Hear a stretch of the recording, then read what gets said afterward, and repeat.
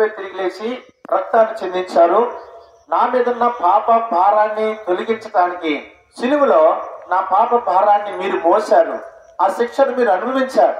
కాబట్టి మీరు చనిపోయి తిరిగి లేచారు, నా పాప భారాన్ని తీసివేయండి ప్రభువా అని, నన్ను క్షమించండి ప్రభు అంటే ఆయన పాపాన్ని క్షమిస్తున్నాడు, ఆ భారం నుండి విడుదల చేస్తున్నాడు. అప్పుడు ఆ పాప భారం నుంచి విడిపించి మీ ఆత్మను పరలోక రాజ్యంలో చేరుస్తున్నాడు. అప్పుడు ఆ పరలోకంలో శాంతి, సంతోషము, సమాధానము దేవుడు మీకు అనుగ్రహిస్తున్నారు. అందుకే యేసు ప్రభు అన్నారు, ప్రయాసపడి భారం వస్తున్న సమస్యలారా, పాప భారాన్ని బట్టి నెమ్మది లేని వారులారా నా యొద్దకు రండి, విశ్రాంతినిస్తాను. ఎందుకంటే మీకు శాంతిని ఇవ్వడానికి నేనే మీ కొరకు ప్రాణం పెట్టాను, నేనే ఆ శిక్షను భరించాను, నేనే రక్తం దాచాను, నేను చనిపోయి తిరిగి లేచాను. ఇది కేవలం మీకు నెమ్మది ఇవ్వటానికి, ఈ భారాన్ని తీసివేయటానికి నేను ఇలాగ నా ప్రాణ త్యాగం చేసి మీ కొరకు బలి ఇవ్వాను అని ప్రభువు చెప్తున్నారు. ఇంత గొప్ప దేవుడు, నిన్ను ప్రేమించిన దేవుణ్ణి నమ్ముకోవటానికి ఏమన్నా అభ్యంతరం ఉందంటారా?